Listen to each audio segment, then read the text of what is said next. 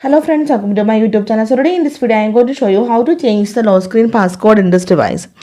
In this device I already set one passcode. It is very simple. This is my passcode for the lock screen.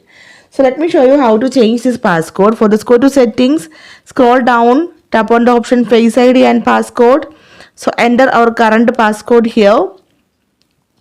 Now scroll down, here you can see the option change passcode. Tap on this one. So here we need to enter our current passcode. Now here we need to enter the new passcode here, okay?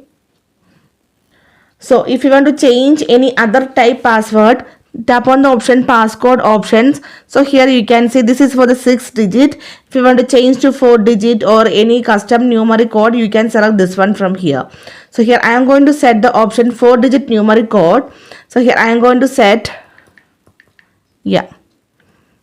change passcode, then enter the password code.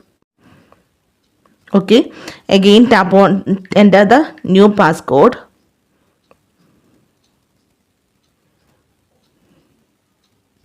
It is changed. So let me check, is it changed or not? Now I am going to enter my old passcode. You can see it is not correct. Then enter the new passcode. It is unlocked. So simply in this way we can change the lock screen passcode in this device.